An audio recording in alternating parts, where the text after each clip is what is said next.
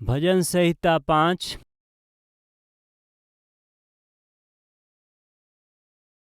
दूसरा और तीसरा वचन के पढ़त हई। हे हमार राजा, हे हमार परमेश्वर, हमारा दुहाई पर ध्यान देई, काहे कि हम तोहरे से प्रार्थना करीला। हे यहोवा, भोर के हमार वाणी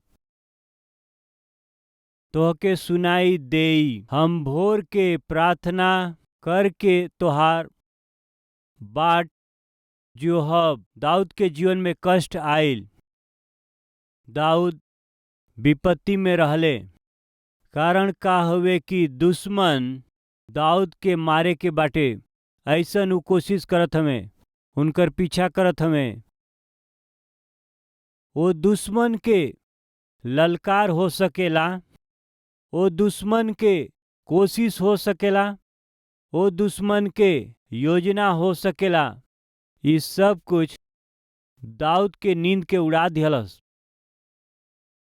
आज ये वचन के सुने वाला रउरी जीवन में कौनो भी क्षेत्र में रउआ के परेशान करे वाला, दुख पैदा करे वाला, भय पैदा करे वाला दुश्मन प्रवेश कैले होखी।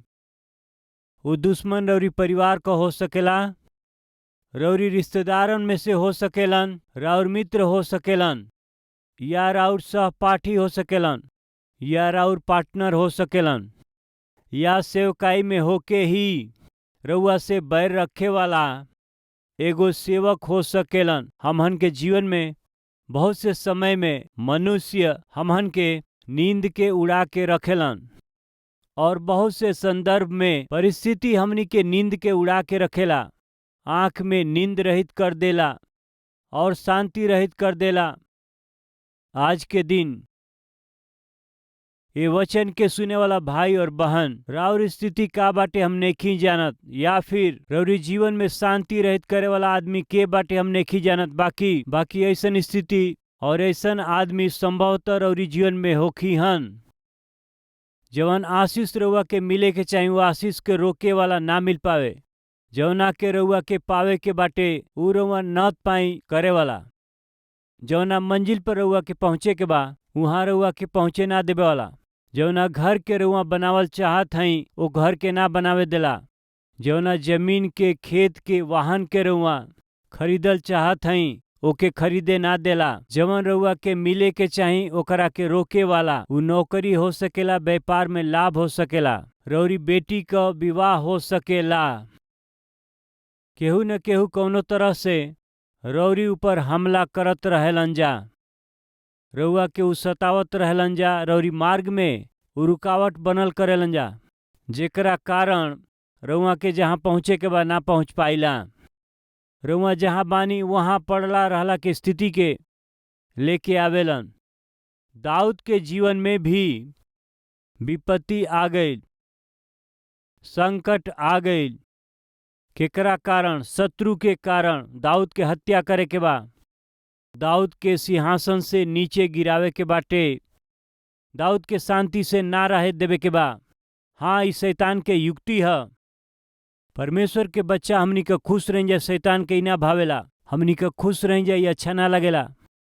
हमहन आनंद से रह जाए तो ना देख पावेला। हमहन आशीष पाई जाए तो सही ना पावेला। यही खातिर उ दिन भर ही कोनो तरह से हमनी के जीवन में आवे के बाटे। ई ओके चाहेला के मत भूली। आदम और हवा परमेश्वर की उपस्थिति में रहत समय, परमेश्वर की संगति में हर प्रकार के भरपूरी के जब वो श्वास चकत रहले, वो दिन में घुस गई शैतान। देख ना पौलस उनके परिवार के खुशी के, देख ना पौलस उनकरा बढ़ोतरी के, देख ना पौलस वो सगरी आशीष के अनुभव करत रहले तो देख ना पौलस घुस गई। वो घुस के हवा के फंसा करके परमेश्वर के उपस्थिति से आदम के, हवा के दूर कर दिहलस। उनका जीवन में पाप के प्रवेश करवलस। अनाज्ञाकारिता के द्वारा, वो आज्ञा उल्लंघन के जरिए ही वो परमेश्वर के उपस्थिति के खो दिहले। परमेश्वर के उपस्थिति के खो दिहले। परमेश्वर के दिहल गई सगरी आशीष के ऊ खो दिहले, समृद्धि के भी ऊ लोग खो दिहले। ओके देख के शैतान कितना खुश भइल हुई। मेहरबानी से ध्यान दे, हमनी में से कुछ लोग परमेश्वर के दिहल गईल आशीष के खो के जियत हमें, कारण शैतान के अधीन भइल। परमेश्वर के मेल मिलाप के खो दिहले, कारण शैतान के आज्ञा मानल। परमेश्वर की संगति से दूर हो गईले। ई काहे भइल? परमेश्वर कुछ और ही कहले, रउआ कुछ और कैली। यही से आज रउआ अपना जीवन में रउआ कहीं के ना रहली, सबसे दूर हो गईली और सब कुछ खो दिहली। आज वास्तव में एगो अनाथ बन गईला। वही दिन यदि हवा शैतान के बात करत समय परमेश्वर की ओर फिरती तो कितना अच्छा होई। तू कोनो अपरिचित हवा, तोहार हमार कोनो परिचय नहीं खे। तू काहे के आके हमारा जीवन में घुसत हवा। हमन के पिता हमें हमार पोषण करे वाला, हमनी के ध्यान रखे वाला, हमसे प्रेम करे वाला, तू के हुआ बीच में। ऐसे परमेश्वर की ओर फिरला से वही दिन उन लोग का जीवन अच्छा होई। दाऊद के और आदम हवा के बीच अंतर यह हवे, दुश्मन आ गईले। दाऊद के मारे के बाटे, हत्या करे के बा। दाऊद का कैले जानत हई, दुश्मन के आगे झुकले उ नहीं, उनका युक्ति के आगे वो गिरले ना। फिर वो का कैले? प्रार्थना कैले। वो प्रार्थना कैले। जब हमनी के जीवन में दुख आवेला तो और परेशानी आवेला तो सहज रूप से का करे लीजा? तुरंत ही जेके हमन प्रेम करे लीजा, जेकरा के पसंद करे लीजा, अपना मित्र लोगन के फोन करे लीजा। हमके ई परेशानी आ गई, का करी बताव? हमके ई दुख आ गई बाटे, का करी? का कहत हुआ? तुरंत हमनी का मनुष्य की ओर देखे लीजा। वो मित्र हो सकेलन, भाई हो सकेलन, रिश्तेदार भी हो सकेलन और भरोसामंद लोग हो सकेलन। कोनो भी दुख आवे, परेशानी आवे, कष्ट आवे या कोनो बुरा समाचार हुआ के मिलना से, अचानक घटना घटला से तुरंत एगो गलत काम हमनी का करे लीजा, जे हमन के हृदय के पास में बहुत रहेला, उनके फोन करे लीजा या उनसे हमनी के बात करे लीजा, उनके ही बतावे के कोशिश करे लीजा। मेहरबानी से ध्यान दें। दाऊद कहत हमें, परमेश्वर हे यहोवा, प्रार्थना करत हई, ये बात के रुआ मत भूली, तोहरे से ही हम प्रार्थना करत हई। एकर अर्थ का भइल? और केहू के नहीं बतावत पिता। हमरा पर ई जौन विपत्ति पड़ल बा ओकरा बारे में, हमरा पर पड़ल इस संकट के बारे में हम केहू के नहीं बतावत। रउए से हम कहत हई, काहे खातिर? खाली रउए बनी हमरा के उत्तर देवे वाला सामर्थी परमेश्वर। हमनी में बहुत से लोग सर्व सामर्थी, असंभव के संभव कर सके वाला ऐसन महान परमेश्वर के हमन छोड़ के इंसान से हमनी का अपना बीमारी के, दुख के, कष्ट के बांटत रहे लीजा। फलस्वरूप हमनी का परमेश्वर से इनडायरेक्ट कहत हई, ये दुनिया में रउआ से भी बढ़ के हमार सहायक बानन जा। हमनी के सहायता करे वाला, मदद करे वाला ये दुनिया में बहुत से लोग हमें, यदि वो हमनी के सहायता ना करी हैं, मदद ना करी हैं, तब हमनी का सोचल जाई रउआ के बारे में। ऐसे वो व्यवहार करेलन। फलस्वरूप परमेश्वर की ओर से सीधा मिले वाला मदद के ना पा कर के हमहन का ऐसे भटकत रह लीजा। दाऊद ऐसन आदमी बिल्कुल ना हमें। दाऊद कहत हमें, हम तोहरे से प्रार्थना करत हई। एकर अर्थ जानत हई कि हमार केहू नहीं खे। ये संकट से, ये विपत्ति से छोड़ावे वाला हमार केहू नहीं खे। हे पिता, रउए बानी, रउए से हम प्रार्थना करत हई। कितना समय हो गई हमनी के कहती, कितना समय हो गई परमेश्वर की उपस्थिति में आकर के, प्रभु जी रउआ सिवा हमार कोनो सहारा नेखे पिता। रउए से हम कहत हई कि दुख के कई समय में पति के जरिए सतावल गईल बहुत से पत्नी होली जा, पत्नी के जरिए सतावल गईल बहुत से आदमी होखेलन जा, और बच्चन के जरिए भी बहुत सतावल गईल माता पिता होखेलन। बेटा के परिवार के जरिए या बेटी के परिवार के जरिए उनकरा घर में सुख शांति ना भइला के कारण दुख उठावाला माता पिता रहेलन। का करेलन? कुछ सोचेलन नहीं। सहायता करे के बाद सोच के बिना कर पावेलन। उनकरा परिस्थिति के देख के चुप ना रह पावेलन। उनकरा परिस्थिति के बताई। अपना ही परिवार के बारे में दूसरा से बतावला से का बा फायदा। रौरी पति के विषय में, पत्नी के विषय में, बच्चन के विषय, आसपास के लोगन से बतावला से का फायदा बाटे। बहुत लोगन का ई कमजोरी हवे। घर के ही भेद के बताए वाला पत्नी नेकी का ना कहल जाई? जरूर हई। दाऊद ऐसन ना हमें। दाऊद अपना दुख के सीधे परमेश्वर से बतावेलन। यही से ये बात के उ कहत हमें, हे परमेश्वर, तोहसे ही प्रार्थना करत हई और केहू से हम नहीं कहत। केहू से कहला से उ हल ना कर पाइहे। कृपया सुनी मित्र लोग, हमहन का सोचिला कि केहू के बता देवे तो समस्या हल हो सकेला। बाकी इन्हें के भूले कि संसार में सबके पास समस्या बाटे। रउआ सोचतनी हम केहू के बता दे तो हमार समस्या हल करी है, बाकी वो समस्या में बाड़े। एगो विषय तो के बताई। करीब 20 साल पहले एगो बड़ा कलीसिया में हम गईली। वो बड़ा कलीसिया के पास्टर बड़ा सेवक रहले। अपना सगरी परेशानी के जब हम बतौली, सेवकाई के सगरी जरूरत के जब हम उनकरा से बतौली तो वो बड़ा सेवक सुन के हमसे एगो अच्छा बात कहले। का कहले जानत हई? ब्रदर सतीश, तोहरा सेवा में रहे वाली तकलीफ हम समझ गईल बानी। हम सहायता करे के सोचत हई। हम ऐसे देखत रह गईली। हम तोहार सहायता कल चाहत हई। आवे वाला थर्सडे हमारा पासे आव। 50 लाख रुपया हम तोहरा के देब। रउआ विश्वास करी, हमरा के नींद ना आइल। का नींद ना आइल? कब आई वो थर्सडे? काहे कि हम आर्थिक रूप से समस्या में रहली, कर्जा में रहली। 20 साल पहले हम बहुत से गलती के कैली। कहा कहला से हैदराबाद में जमीन के रेट बहुत बढ़ जाई। ओकरा बाद चर्च खातिर जमीन खरीदल हमके बहुत मुश्किल हो जाई। अब अहीं से चर्च खातिर जमीन लिया जाई तो बहुत अच्छा होई। अब अहीं के बात ना ह, ये 20 साल पहले के बात ह। हैदराबाद के चारों ओर हम जमीन के खरीद लेले रहली।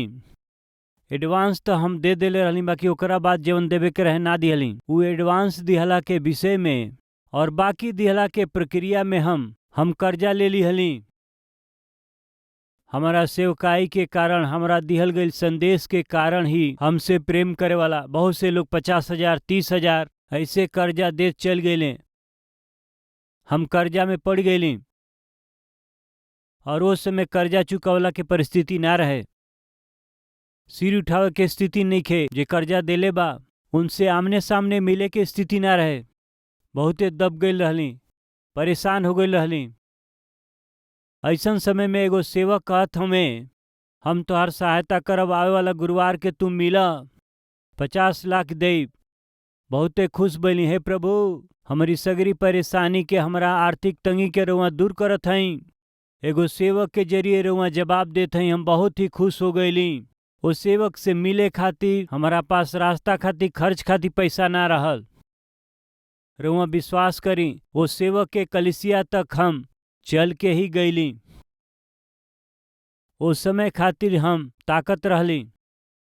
ऑफिस में जाके रिसेप्शन पर हम पूछली, पास्टर जी हमरा के बुलौले बाड़न, उ हमें का? पूछला से आज के दिन उ पास्टर जी यहाँ ना आई हैं। आज उ ना आई हैं, रिसेप्शन पर बतौले। हम बहुत चिंता कैली। आज उ आवे के कहले रहलन, मदद करब कहले रहले। ये सप्ताह ना आई हैं का? तब फिर कब आई हैं? रविवार के आई हैं। फिर हम रविवार के पैदल ही हम गईली। हम बहुत इंतजार कैली। रविवार रहे, उस सेवक बहुत बिजी रहले, यही से उ ना मिल पौले। फिर गुरुवार तक हम इंतजार कैली। फिर पैदल चल के ही कलिसिया में गईली। उ सेवक जल्दी जल्दी चलत उ कार के पास में जात रहले और हम जाके वहाँ खड़ा हो गईली। आके उ कार में बैठिए, वही से हम कार के पास खड़ा रहली। हमरा के देखते तुरंत, ब्रदर सतीश, बहुते खुश बनी तो के देख के। हम फलाना मीटिंग में जात हई, एगो काम करबा, अगला बुधवार के आवा। ठीक बा जी। अगला सप्ताह फिर बुधवार आइल। फिर हम गईली। फिर उ ना मिलले। अंत में एक दिन अब कोनो फायदा नहीं के सोच के वहाँ में बैठल रहली। कोनो समय कोनो दिन वो जरूर वो मिली हैं, सहायता करब हम खुद उ कहले रहले। यही से जरूर उ सहायता करिए। हमार आर्थिक परेशानी आर्थिक तंगी इतना बढ़ल रहे। एक दिन उ कार से उतरले, हम बहुत खुश भैली, उनकरा सामने खड़ा भैली। उ हमके देख के उ कहले, सतीश प्रार्थना कर। काहे खातिर जी? हमरो के बहुत पैसा चाही, तू प्रार्थना कर। प्रभु तुहार प्रार्थना सुन के हमार कोनो आर्थिक मदद करी है, तब तू हमारा पास आव, तब हम तुहार मदद कर पाए। जाके आव। का समझ में आयल रहुआ के? अब हम हंसी या फिर रोई? कुछ मिली जब सोच के हम आशा कैली, बाकी हमारा निराशा ही लागल। हमारा खातिर प्रार्थना कर, हमरो भी आर्थिक परेशानी बा। तोहरा प्रार्थना के सुन के हमार आर्थिक परेशानी दूर हुई तो हम तोहार सहायता करब। 3-4 सप्ताह के बाद सहायता करब, कहे वाला पास्टर ऐसन कहला से तब तक हम आर्थिक समस्या में रहली। अपना खातिर कर्जा ना कैली, बाकी चर्च खातिर के, परमेश्वर के सेवकाई ई सोच के कैली। हम बहुत परेशान भैली। कृपया ध्यान दें, हमनी में से बहुत से लोग इंसान पर भरोसा करेला। मनुष्य अपना कईल वादा के पूरा करिए ई सोचे लीजा, बाकी एगो बात हमेशा याद करी। सतीश कुमार केतनो अद्भुत वचन के प्रचार करें, उनकरा जीवन में भी समस्या बा। ई मत भूली, यानी संसार में बिना समस्या के शायद ही केहू होई। रउआ में से केहू आशा करत बा कि संसार में जेकरा पास समस्या ना है ओके हम देखब। ऐसन आशा रउरी पास बाटे तो जरूर रउआ देख सकीला। कब्रस्तान में रउआ जाके देखी, उनके कोनो न डर ठंडा न बारिश के कोनो डर। घर में पत्नी रोतड़ी ना एकर कोनो दुख, या बच्चन के पढ़ाई छूट गइल बा। हाँ, ऐसन कोनो दुख बा? कुछ नहीं खे प्रिय लोग। यानी जे मर गइल बा ओके कोनो परेशानी नहीं खे। ऑफ कोर्स जे मसीह में मर गइल बा ओके कोनो समस्या नहीं खे। मसीह के बिना सुतला से असली समस्या वहां शुरू होला। कारण कहा कि बाइबिल कहेले कि उहवा कहाँ उहवा कीड़ा ना मरी, आग ना बुताई, वहाँ रोवल दांत पीसे के होई। मसीह में सुतला से भूख नहीं खे, प्यास नहीं खे, बीमारी ना होई, दुख ना होई, वहाँ हमेशा आनंद होई, बहुत आनंद होई। यही से हर दिन वो हमन के जीवन में आखिरी दिन है सोच के जियला से निश्चय आशीष होखी, निश्चय ही आनंद होई। ठीक बा, फिर से हमन भजन 5 में देखल जाए कि दाऊद एगो सुंदर बात कहत हमें, हे परमेश्वर तोहरे से ही हम प्रार्थना करीला, तोहरे से ही हम प्रार्थना करीले। एकर अर्थ बताई। तोहरों से प्रार्थना करत हई, एकर अर्थ का हवे? रउए से ही नहीं और भी लोगन के विषय के बतावत हई। ऐसन कहला से ही परमेश्वर पर भरोसा ना ह। दाऊद नीचे कहत हूँ, और केहू पर भरोसा ना कली पिता, और केहू से ना कहली हम अपना तकलीफ के प्रभु। रउए से हम कहत हई। ई बात कह सकेली जे का? ये बात के हमनी में से केहू कह सकेला का? रउए से हम कहत हई, रउए से हम कहब, और केहू से ना कहब। ये बात हमनी के कह सकेले जा का? कारण का बा? अब भैया हम बतौली ना कि हमनी के हृदय के करीब बहुत बाड़े। कुछ लोगन के माई करीब बाड़ी, पिता करीब बाड़े, रिश्तेदार करीब बाड़े, भाई करीब बाड़े, पड़ोसी करीब बाड़े। ये सब से बता के, ये सब के हम सब कुछ बता के इनसे बच जाई, तब हम प्रभु हमार परिवार कष्ट में बाटे, तरस खाई पिता। दूगो बात 2 मिनट में, और पड़ोसी से घंटा घंटा भर बतावेलन, अपना भाई बहन से घंटा घंटा भर बतावेलन। परमेश्वर के पास जाके रउए हमार सहारा हई, रउए हमार मददगार हई, तुति तुति तुति। हम पूछत हई का परमेश्वर के अपमान ना होवे? ई सबसे तो लंबा चौड़ा बात करेला, बाकी परमेश्वर के पास आके रउआ जल्दीबाजी के भाषा में बात करेली। यही से हमनी के जीवन इनडायरेक्टली रउआ प्रभु से कहत हई कि रउआ से भी बड़हन मुख्य लोग जेकरा के हम महत्व देली, वैसन मुख्य लोग बहुत से लोग हमें। यदि ऊ लोग मदद ना करी, सहायता ना करी, तब हम देखब।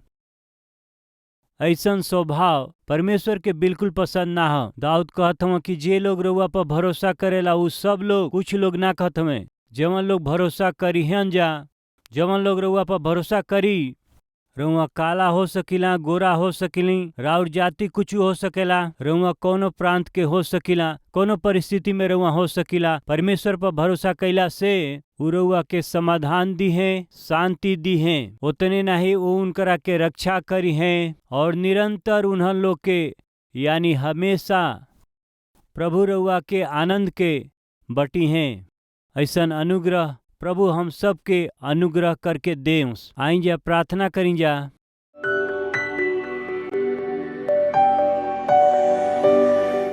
महान पवित्र प्रेमी परमेश्वर पिता, इंसान के समस्या के दूर करे वाला प्रभु खाली रउआ हई। वैसे दाऊद जैसे ही रउए से प्रार्थना कैले, रउए पर ही उ भरोसा कैले। जे रउआ पर भरोसा करेला उ शांति से, आनंद से रउआ उनके भर देली हमेशा खातिर के। यह तरह दाऊद भरोसा कैलन, यही से भोर के ही उठ के प्रार्थना में घुटना टेक के रौरी उपस्थिति में बाट जोहत रहले। हे पिता, ऐसने आत्मिकता दें। हे पिता, मनुष्य हमारा के मदद करी हैं, ऐसने सोच के इंतजार करे वाला बहुत दिन बा। हमारा जीवन में भी कितना बेर उ सेवक हमके सहायता करी हैं, ये ताक में बैठल रहली, जाके दरवाजा पर खड़ा रहली। पिता, सहायता ना मिलल। पिता, उहे रौरी उपस्थिति में बैठ के रौरी सामने घुटना टेक के प्रार्थना कैला से सहायता मिली और आनंद भी मिली, अनुग्रह से मिली। आज रौरी उपस्थिति में आयल सब राउर बच्चा अब से लेके कबो भी उन्होंने लोग के समस्या के समाधान लोगन की ओर से ना होकर के बाकी रौरी ओर से पावे खातिर के सहायता करी और अनुग्रह करी। पिता, भोर के ही उठ के रौरी उपस्थिति में घुटना टेक के अपना सगरी दुख के रौरी ऊपर डाल के हमनी का विश्राम से, शांति से दिन शुरू कैला के अनुग्रह हमनी के देई। अपन सगरी चिंता हमारी पर डाल द जा। रउआ कहली रउआ हमनी के प्रतिदिन के बोझ उठाइला, ऐसन राउर बच्चन हमनी के बतावेला। हर दिन हमनी के बोझ के उठावला परमेश्वर रउआ बानी त हमहन के काहे बोझ के उठावे के बा। रौरी उपस्थिति में अपना बोझ के डाले हमनी के ना आवेला। यही से रौरी उपस्थिति में घुटना टेकला के मन हमनी के ना होके। आज बहुत से लोग पिता परेशानी में ना उठावे वाला बोझ के साथ दबाइल हुए और बहुत से लोग मरत बाणे। हे पिता, उनकरा हर एक बोझ के उतार दें। हे पिता, उनकरा हर एक समस्या के रउआ अनंत काल तक हटा दे। पिता, यीशु के नाम से मांगत हैं पिताजी, आमीन।